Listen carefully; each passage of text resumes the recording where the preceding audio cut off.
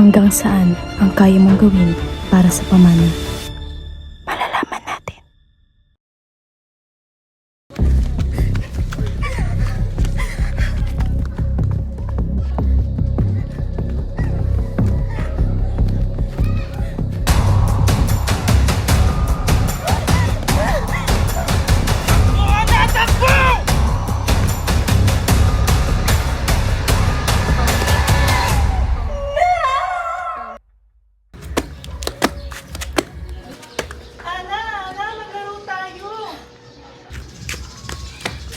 Nay, Anak? pwede po ba kami maglaro nila Lena sa labas?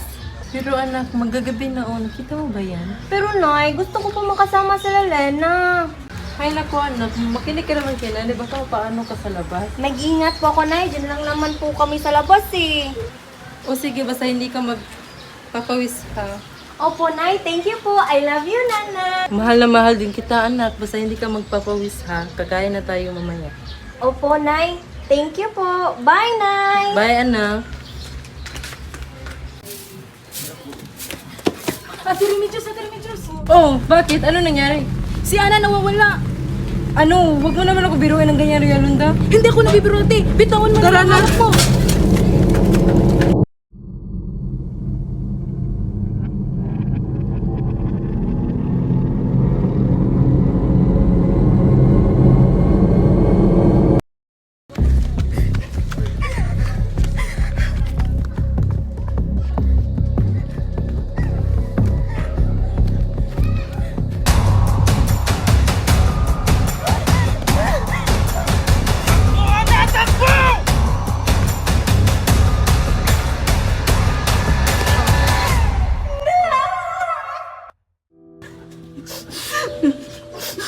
Bakit mo naman ako iniwan na? Paano na si nanay nito? Miss na kita. Ate, tahan.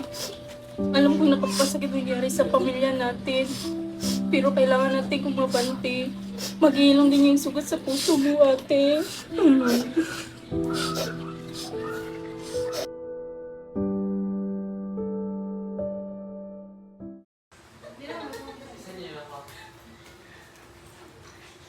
Yeah. Oh. May sasabihin ako. Mas mabuti pa siguro kumuha lang tayo ng totoong caregiver ni nanay. Dahil wala akong tiwala din kay Gimo. Sa tagal-tagal na binatay ni Jimo si nanay niya ka pa ng bidula. Matuto ka naman makiramdam kuya. Matanda na si nanay. Mas kailangan na niya ng totoong caregiver. O siya, pag-usapan namin ng ate Remy mo yan. Pinag-isipan pa ba yan? Madami akong kakilala na maghanap. Yun ang pala pinunta mo dito. Tara't samahan mo ako sa Dirahil. Tulungan mo ako mag-repair. Tara. Makalipas ang isang linggo, dumating na ang caregiver na kinuha ni Dante Culapa.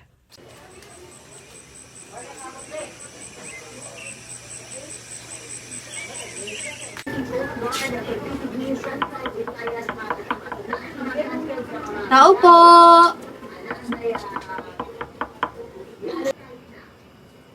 Hello po. Good afternoon. Ayun po. Ikaw po ba yung pinadala ni Kuya Dante na mag-aalaga ni Tita Remedios? Opo, ako nga po. Shard na Fuente nga po pala. Hello po. Ako po pala si Gimo. Pamangkin ni Tita Remedios at dati nag-aalaga sa kanya. I see. Tuloy ho. Salamat. Ate, maupo ka muna ate. Sige po, salamat. Tita, kamusta na ho? Nakainom na po kayo ng gamot niyo? Oo, iho, tapos na. Mabuti naman ho. By the way po, si Shari po pala. Hi Paul, good afternoon. Kamusta na po kayo, Nay? Anak? Ana? Pasensya na ho, may sakit po si Tita na Alzheimer ho. Kaya pala.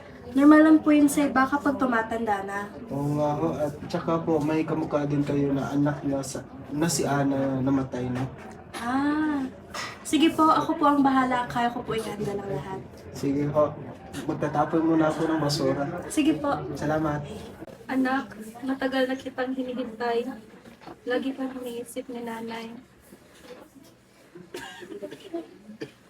Tara po, labas po tayo para makalangkap po kayo ng sariwang hangin. Sige anak, basta wag mo na akong iwan ha. Opo, Nay. Minsang dumalaw ang mga anak katapo ni Lola Remedios at masasaksihan ang pag-uusap ni Remy at Belinda at ang kanilang mga anak na sina Nicole at Miguel.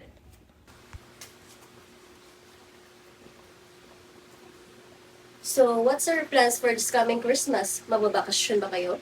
Siguro, Nicole, dito lang kami magpapasko. Kay Lola Remedios. Total, wala naman siyang kasama. What? So cheap? I mean, may kaya naman si Tuto Ben, diba? Why not ka domestic man lang? Mas pinaglalanan pa ni Papa ang ipon niya para sa college ko. Okay, it's up to you. Saan nga pala mag-aaral si Miguel Balae? Siguro sa public school lang muna. Medyo kapos sa budget ngayong taon eh. Ha? Sa public school lang? Anong tingin mo sa Montero family? Eh lahat ng angka natin sa private school nag-aaral. Alam mo, Ate Remy, hindi naman yan nasusukat kung saan ka nag-aaral. Basta ako sa private school kayo papasok si Nicole. Alam mo naman yung anak ko, matalino at panigurado kong may parte siya sa mana. Oh wait, may tumatawag. Hello? Napakabisyosa talagang Remy na yan. Galing naman sa Amerikano yung mga luho niya. Akala mo, napakabuting asawa. May kabit naman. Malandi na. Ambisyosa pa. Hoy! Kayo mga bata, tulungan natin sila magligpit.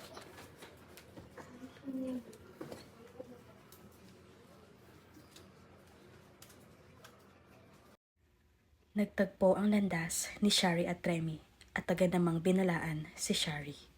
Hali po kayo na, nood po tayo ng TV. Ano pong channel gusto niyo? Ikaw bahala, anak.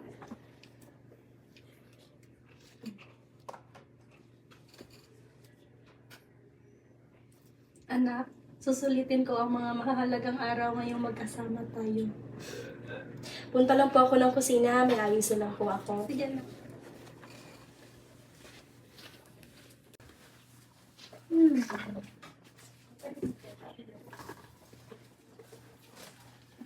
Hoy, Shari.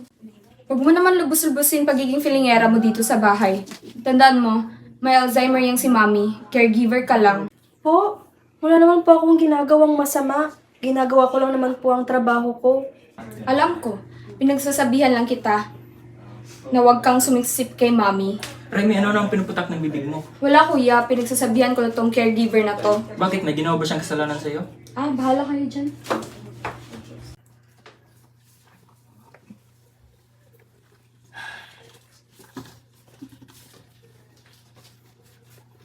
Shari, Po, okay ka lang ba, Shari? okay lang po, Sir Dante. Pagpasensyahan mo na yung kapatid ko, ha? Siya kasi yung pinakamaldita sa amin. Okay lang po yun. Sanay na rin po ako sa mga iba kong amo na mas matindi pa. Sige, kung may problema ka, sabihin mo lang, karigo kita. Sige po. Isang linggo matapos bisitahin si Lola Remedios ng kanyang mga anak, ay dumalaw naman ang kanyang personal doctor.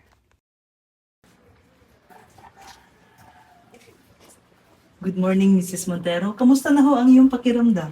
Eto, Doc. Okay lang. Medyo masaya kasi dumalaw yung mga anak at apo ko. Maupo ka, Doc. Ay, maraming salamat po. Napadalaw ka, Doc. Naparito nga pala ako, Mrs. Montero, upang ibigay at sabihin sa iyo yung naging resulta ng mga examines mo. Kakalungkot mang isipin, pero dapat ko itong sabihin sa iyo. Handa na po ako sa kung ano mga resulta, Doc.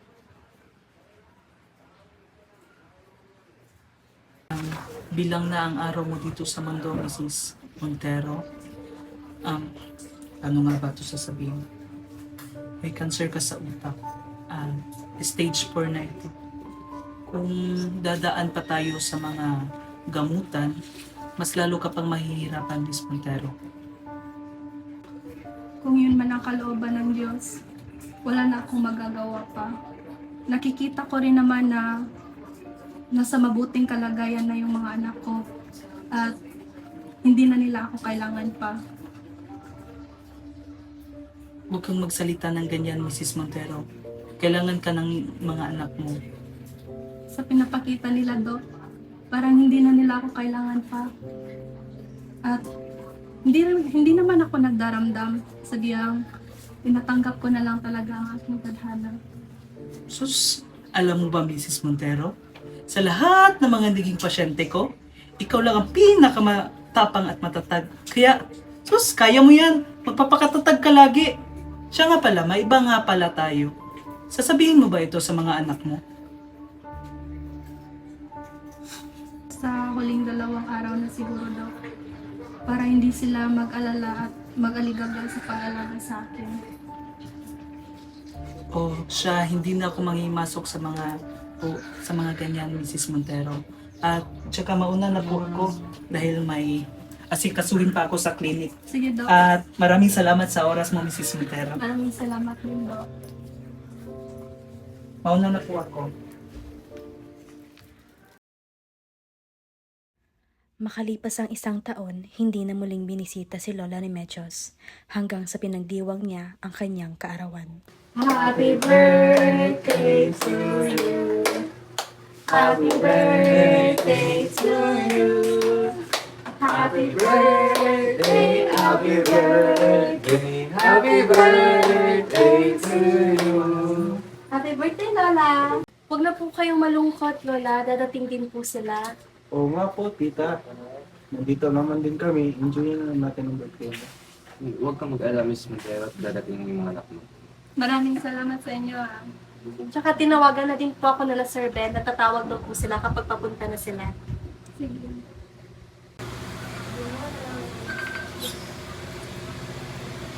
Hinihintay na po kayo ni Lola Remedios. Ito po.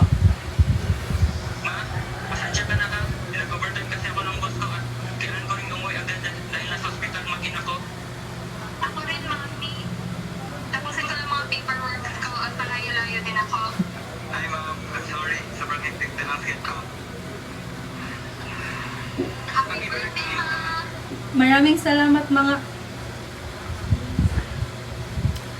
Okay lang po yun. Tayo na lang po mag-celebrate ng birthday nyo. Maraming salamat, Charlie. Maraming salamat sa Ma! inyo. Oh, Ma! Happy birthday, Ma! Kumusta ka na, Ma? Opo po kayo. Maraming salamat naman at may isa akong anak na dumalo sa birthday ko. Oo nga, Ma. Sorry, Ma. Ngayon lang ako pa nakadalaw. oo nga po ate, mahigit 1 taon na din. Di bale, Ma. Babawi ako sa'yo. Maraming birthday, salamat, Ma. na. Kamusta ka na? Eto, Ma. Single pa rin. Ma, ma-extra ka pa dyan? May kailangan kasi akong bayaran na loan. Magkano naman, anak? Mga 25K lang, Ma. Sige, walang problema basta ikaw. Gimo, pakikuha nga ng bag ko. Okay po. Ito po, tita.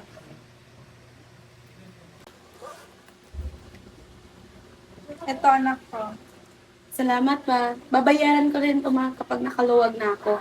Walang ano man, anak, basta ikaw. I love you, Ma. Happy birthday! Thank you, anak. Punta lang po ako sa kusina. Ayusin ko lang po yung mga gamit ko. Tulungan na kita ate. Ako din, Ma. Lalagay ko to sa kusina. Attorney, parang hindi ko na maitutuloy ang gusto kong mangyari sa ari-arian ko. Bakit naman po, Mrs. Montero? Dahil ba hindi ka dinalaw ng mga anak mo? Hindi lang yan ang rason, attorney. May mas mabigat pa. Minsan nakakalimutan na nila yung birthday ko at kinakamusta lang nila ako pag may kailangan sila. Hindi ba dinalaw nila ng 1 buwan? Dumalaw nga sila, attorney. Pero parang wala lang. Yung mga apo ko, gadget lang ng gadget. Yung mga anak ko, naginuman lang. So, hindi mo lang kayo nag-banding kahit saglit mo lang. Pag nakakasama ko sila, yun ay sa hapag pag kumakain kami. At ang tahimik pa. Ganun po ba, Mrs. Montero? So, paano na itong mga ari-arihan? Ipapamana ko lahat ng ari-arian ko sa panganay kong anak, si Ana. Ah? Anong anak? Ipaalala ko lang pala po sa iyo, Mrs. Montero. Nagugulan ka lang dahil sa sakit mo na Alzheimer's. Ang tinutukoy mo ata ay si Charlie, yung caregiver. Attorney, nung una lang yun, napagtanto ko na hindi talaga siya si Ana. Pero nakikita ko talaga sa kanya si Ana. Napakamaalaga ni Shari. Tinuturing niya akong parang ina at tinuturing ko rin siyang parang anak. Kung sa ganun din ang boss, hindi naman din ako maalam. Oo, kaya siya yung magmamana sa lahat ng ari-arian ko. Sige po, Miss Montero, tara kasi kasunod ka. Maraming salamat, attorney. Walang naman po. Ma, attorney, halina kayo dito sa table. Halika, attorney. 3 buwan ang nagdaan, nagtipon-tipon ng mga magkakapatid at ang abogado ni Lola Remedios upang ilahad kung ano ang nilalaman ng last will and testament. So good morning everyone. As you know, we got it here today regarding the estate of Remedios Montero. Unfortunately, due to the progression of the Alzheimer's disease, she is unable to participate directly in these proceedings. But according to her last will and testament, to quote, "To Shari Domingo, whom I hold dear in my heart, I bequeath my entire estate, both tangible and intangible assets." Teka! Imposible! Shari is... The will is clear. The entire estate is left to Shari. This is fraud. Mother wouldn't do this. Kasalanan mo to! You always been the manipulative one! This isn't fair! I deserve my share! This will is invalid! Hindi to magagawa ni Mama! She doesn't have the mental capacity to make such a decision. The will was signed by Amanda Go, but business by me. Unless there's sufficient evidence to prove undue influence or the lack of mental capacity, the will stands. Puntahan natin ang Shari na yan! Let's go! Shari! Shari! Shari! Bakit po? Walang hiya ka! Ang kapal ng mukha mo! Yan! Deserve mo yan! Inagawan mo pa ng ari-ari ng asawa ko? Excuse me, Belinda. Huwag kang makisali dito. Asawa ka lang ni Kuya. May karapatan ako mangialam. Dahil asawa ko ni Ben. Teka nga, ba't kayo nag-away? Hindi ba daw at si Shari pinapuntaran natin dito? Anong ginawa mo sa mami namin? At bakit sa'yo pinamana lahat ng ari-arian? Po! Wala po akong alam dyan. Hindi ko nga po alam na akong pamain. Hindi ko naman siya kaano-ano. Exactly! Naguguluhan lang kami. At bakit hindi sa mga anak niya, pinamana ang ari-arian niya? Tinakot mo ba si Mama, ha? Ano? Sagot! Sumagot ka na, Shari. Alam mo naman ang marami akong babayaran na utang. Anong ikaw lang? Eh sa ating lahat, ikaw hindi paborito ni Mama. Dahil napaka-dramatic mo. Eh kesa naman sa'yo, ambisyosa. Ikaw ang pinaka-filingera sa ating magkakapatid. Teka nga, ba't kayo nag-aaway? Tumahimik ka, kuya. Kung umalis naman kayo dito sa bahay, kasama yung asawa mong inggitera. Anong sinabi mo? Ah! Tama na! Ah! Ano ba? Huwag mo ginaganyan ang kuya mo! Tumigil na po kayo. Baka makita pa to ni Lola Remedios. Tumahimik ka! Dahil ikaw yung pulot dulo nito! Ano ba kasalanan to sa inyo? Kung tutusin nga, hindi nyo deserve ang mga ari-arian ng nanay nyo eh! Ikaw, Ma'am Remy, lumalapit ka lang sa nanay mo pag may kailangan ka? Nangamusta ka lang sa nanay mo kapag may kailangan ka? Ikaw, Ma'am Maria, ang nanay mo ang nagbabayad ng utang mo. Dinadaan mo na sa drama at iyak? Ikaw naman, Sir Ben. Lagi ka na lang dumedepende sa asawa mo, kinokontrol ka lang. Na sobrang tahimik mo, nakakalimutan mo na may nanay ka pa. Ikaw, Sir Dante, pinagdadrugs mo lang yung pinapagana ng nanay mo na pampaaral sa'yo?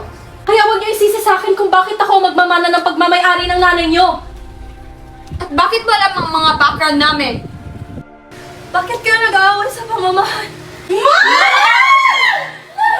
Mommy! Ma! Ma!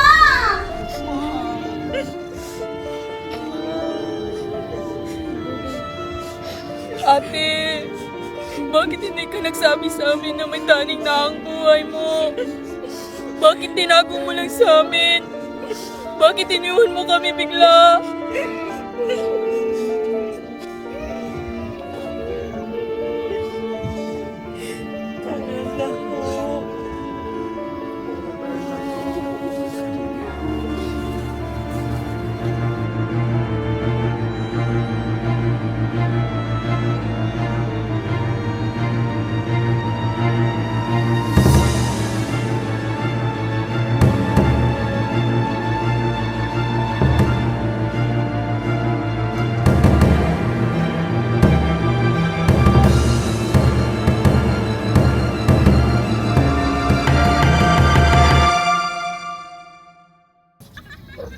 Good job, babe.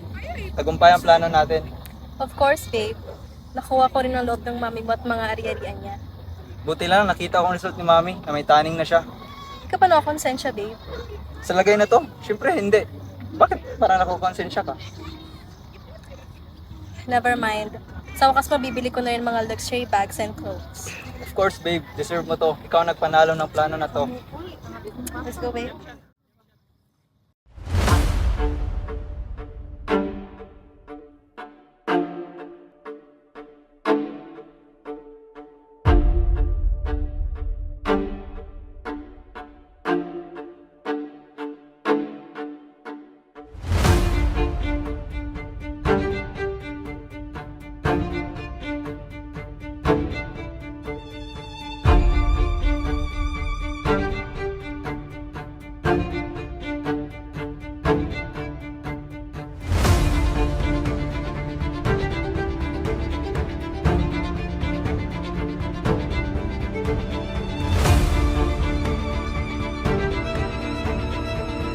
Hanggang saan ang kaya mong gawin para sa pamana?